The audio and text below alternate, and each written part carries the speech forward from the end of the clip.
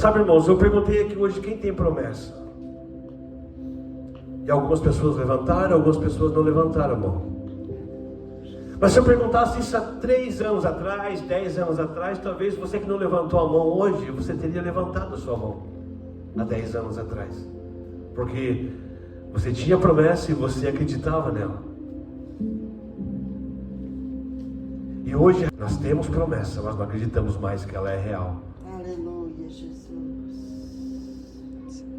E é sobre isso que Deus quer ministrar no nosso coração nesta manhã. Nós temos tantas coisas para viver no Senhor, mas as circunstâncias nos afastam dessas coisas. A vontade de Deus é que todos nós sejamos resgatados por Ele, levantados por Ele, e que continuamos a fazer aquilo que Ele começou. É por isso que eu falei esses dias aqui, quando a Bíblia fala que nós devemos voltar ao primeiro amor. Ele não está falando de você voltar aos primeiros louvores que você cantava, de você pular na igreja. Ele não está falando sobre isso.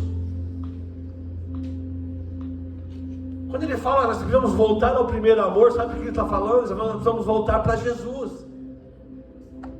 Jesus é o primeiro amor. E aí quando nós voltamos para Jesus, ele diz assim: você volta ao primeiro amor e pratica as suas primeiras obras. Mas ele está falando das obras que o amor fazia. Quem é o amor? Jesus.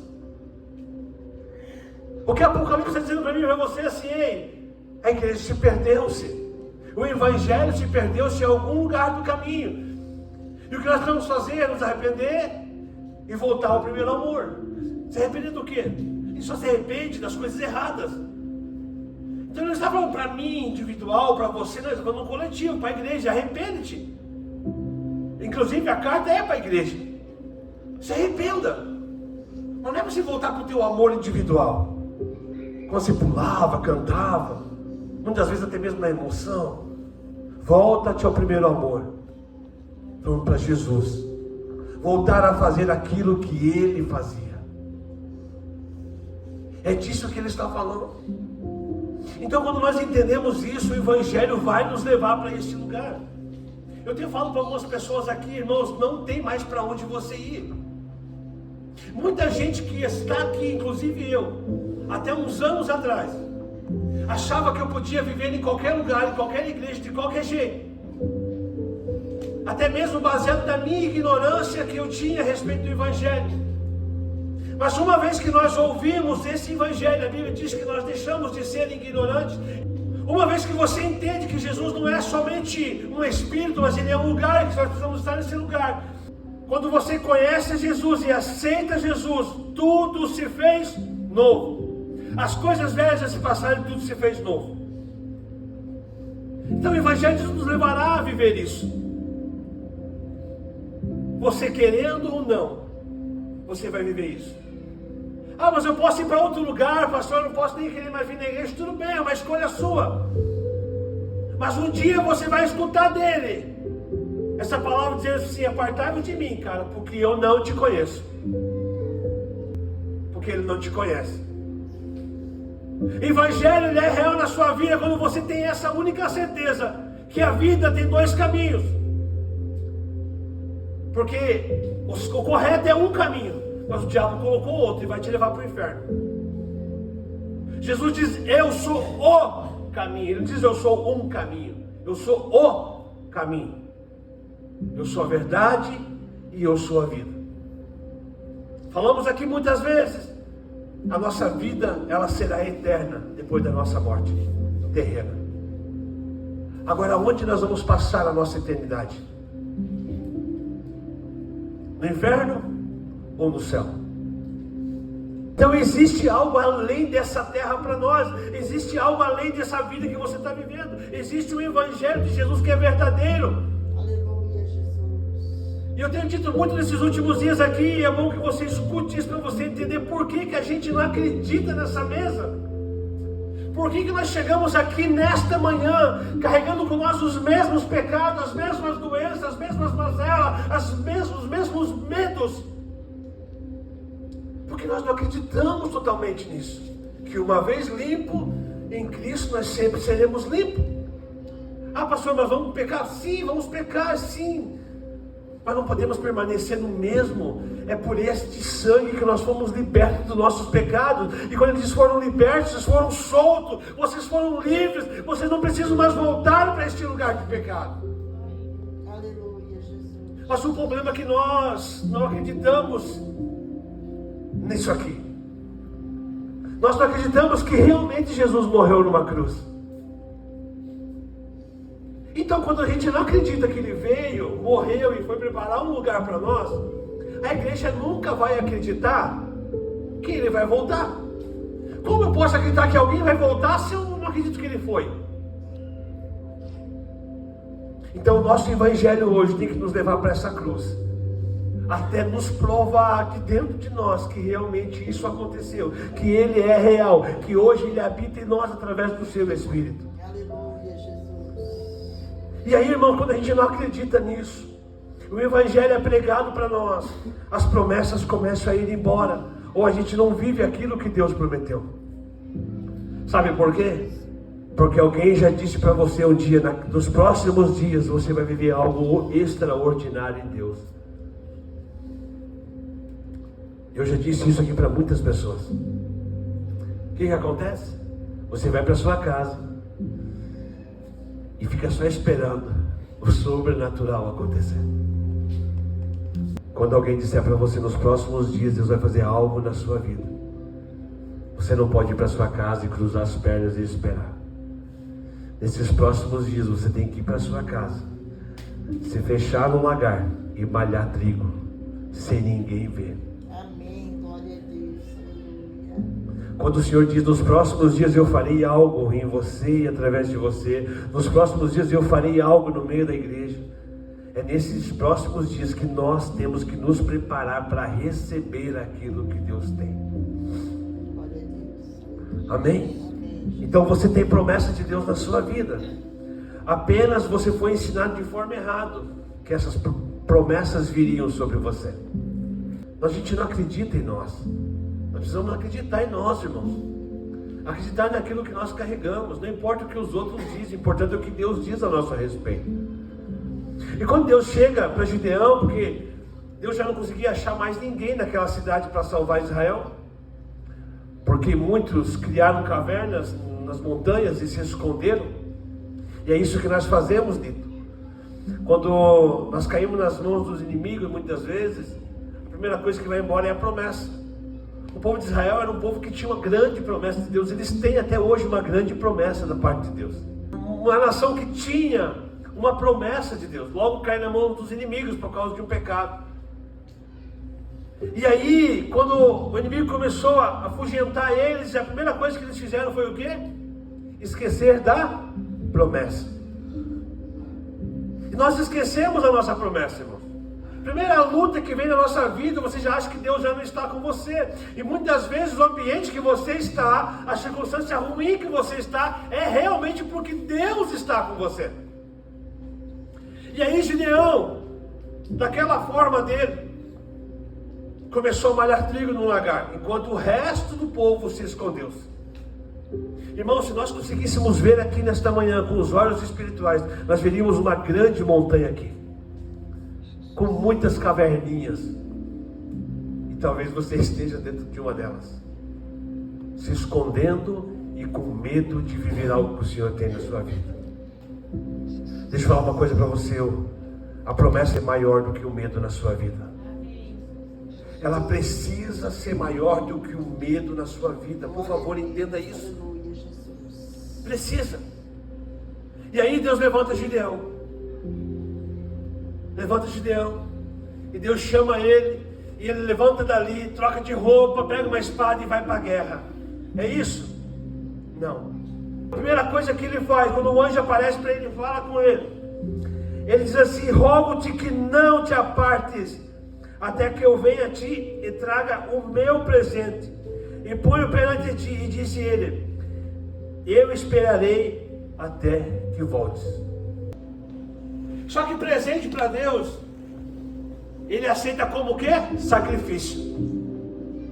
Gideão foi preparar um presente, mas quando ele voltou, aquele presente foi transformado num altar e sobre o altar um sacrifício.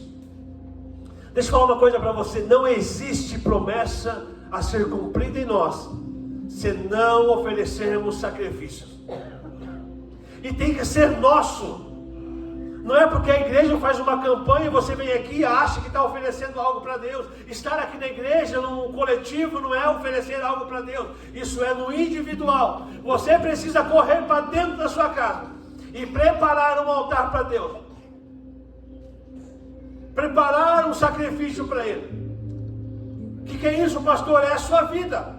O primeiro sacrifício para você viver o grande chamado de Deus em você é a sua vida. Você precisa se entregar para Ele como sacrifício. Você precisa entregar a sua vida para Ele. Gastar os teus dias para servir a Deus. É cansativo? Claro que é. Dá vontade de desistir? Claro que dá todos os dias às vezes.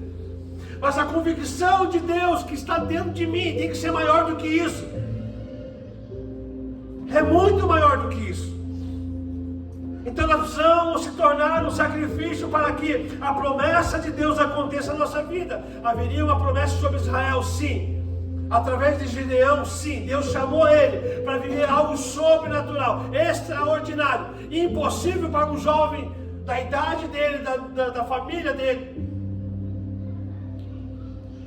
Mas Deus estava pronto para fazer algo sobrenatural na vida dele. Aleluia, Jesus. Mas primeiro ele precisou se entregar como um sacrifício para Deus. Glória. Sacrifício tem que ser seu.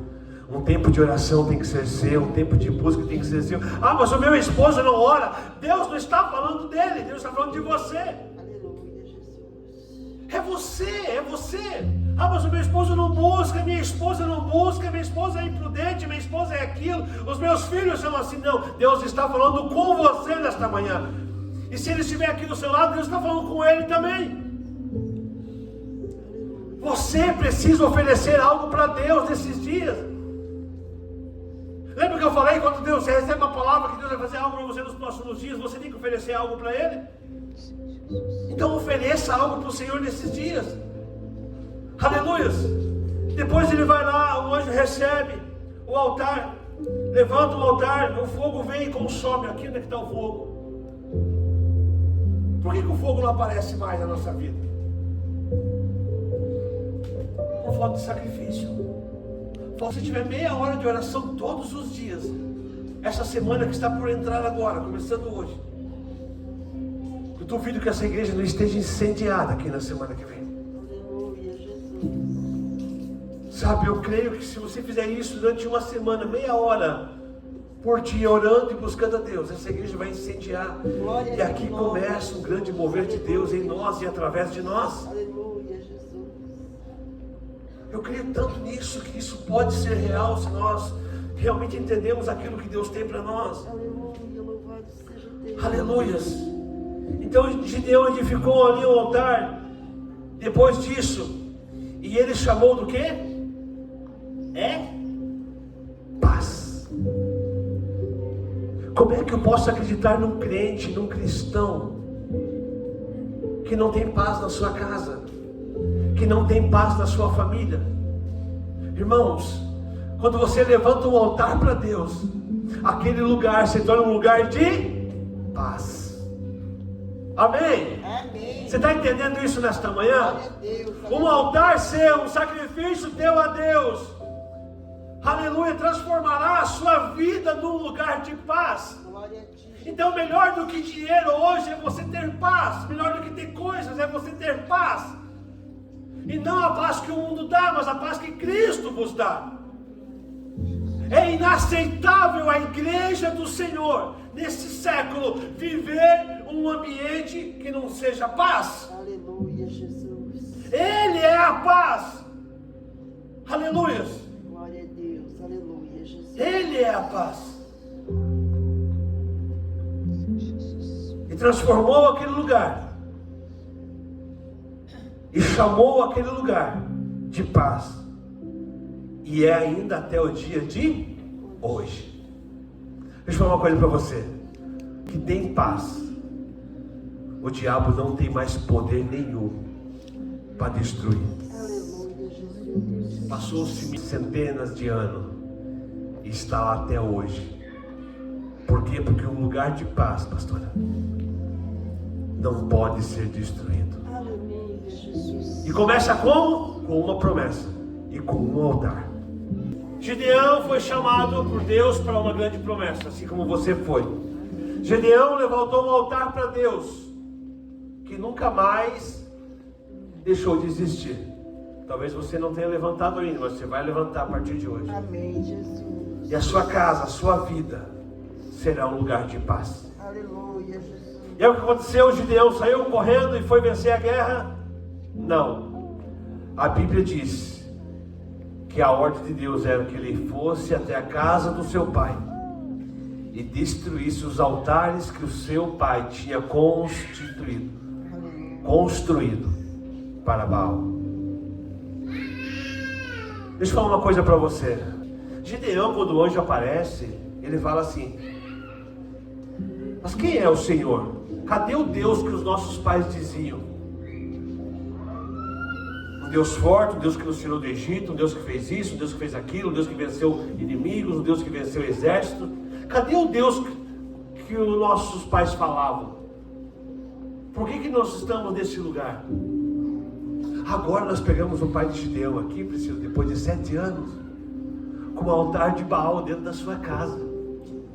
Um cara que era temente a Deus, um homem de Deus, um homem que era fervoroso do Senhor, alguém que acreditava na promessa de Deus, alguém que acreditava no Senhor dos exércitos. Agora está onde? Levantando um altar dentro da sua casa para Baal. E aí o que aconteceu? Deus não teve como falar com ele. Talvez ele também tivesse escondido. Deixa eu falar uma coisa para você. Tem uma geração dentro da nossa casa que está escondida. Mas Deus levantou o filho dele. Deus está levantando uma nova geração. Deus não vai matar aqueles que estão levantando altares para Baal, não. Deus não chamou a gente para matar ninguém. Deus nos chamou para derrubar os altares de Baal. Glória a Deus. Aleluia. Como é que eu faço isso, pastor? Levantando um altar maior para Deus. Aleluia, Jesus. Um altar maior para Deus. Nós não fomos chamados para matar profetas, não fomos chamados para matar ninguém. Nós fomos chamados para levantar o altar do Senhor, aonde estiver um altar de Baal levantado. Ah, mas o meu pai está desviado, a minha mãe está desviada. Ei, não julgue ele por isso. Talvez ele esteja enfrentando a mesma situação que você está enfrentando hoje. Aleluia. Talvez ele já teve medo como você teve hoje. Mas hoje o Senhor está dizendo para você: eu te levanto hoje. Aleluia, para remir a sua casa, para remir a sua família, em nome do Senhor Jesus. O altar de Baal será destruído. Glória a Deus. Aleluia, Jesus. Aleluia. E não é chegar na casa da sua mãe, na casa do seu pai, do seu tio, dos seus filhos, arrancando tudo que você vê. Você pode ofender eles por isso. Gideão falou: Senhor, eu vou, mas eu vou de noite. Eu vou de noite, para que o meu pai não veja. Sabe por que você levanta às 3 da manhã e você não entende o porquê? Sabe por que ele te acorda às 3 da manhã e você acha que é insônia e volta a dormir, ou abre o Facebook, e abre o TikTok, e abre o Instagram, e vê mensagem no WhatsApp, achando que alguém vai te mandar mensagem às 3 da manhã? Sabe por que ele te chama às 3 da manhã? Porque altares de Baal só podem ser derrubados à noite. Aleluia, Jesus. Não adianta você brigar enquanto é dia. Vai pro joelho, irmão, vai orar. Glória a ti, Senhor. A minha casa carrega maldição até hoje, por causa do meu pai, por causa da minha mãe, por causa da minha avó. Mas vai pro joelho orar: Senhor, a partir de hoje eu levanto um altar aqui. Glória a teu nome. O altar que você levantar para Deus vai derrubar o altar de Baal. Aleluia, Jesus. E aí, irmãos, Gideão foi morto pelo pai? O pai dele bateu nele? Não, irmãos. Porque quando Deus está no negócio, as pessoas aceitam as coisas de uma forma melhor. Amém, Jesus. Amém? Amém, glória a Deus. E depois daí para frente, irmão, foi Gideão com Deus e ele viveu aquilo que Deus tinha prometido para ele. Glória a Deus. E esse jovem que era o menor da sua casa, o mais pobre daquele lugar, que tinha um altar de Baal dentro da casa do pai dele, dentro da casa do pai dele. Agora a Bíblia diz que esse jovem salva Israel depois de 7 anos cativos nas mãos dos medianitas. Eu espero que você entenda isso nesta manhã, que talvez a salvação da sua família está em você apenas levantar um altar. Aleluia, Jesus. Mas é facinho, pastor? Claro que não. O diabo vai se levantar todos os dias Verdade, Jesus. para que você levante um altar para ele. Todos os dias. Cada pecado que você faz, cada vício que você tem, você alimenta um altar. Você bota fogo no altar do diabo. Mas cada minuto que você ora, cada minuto que você busca, cada minuto que você intercede, você levanta um altar para Deus. Quando essa guerra for vencida, a sua vida será vencida também. Glória a Deus. Amém? Alimente o teu espírito nesses dias, porque senão a tua carne vai te matar e te levar para o inferno. Aleluia. Amém, queridos? Isso não é uma ameaça, não, é uma palavra de Deus para a sua vida nesta manhã. Eu sei que tem pessoas aqui que vai receber isso no espírito e a sua vida não será mais a mesma. Aleluia. Eu digo isso porque tem lugares que a gente entra, a gente sabe que é lugar de paz, mas tem lugares que nós entramos e nós sabemos que não é lugar de paz. Então faça deste lugar um lugar de paz. Faça da sua casa um lugar de paz. Amém?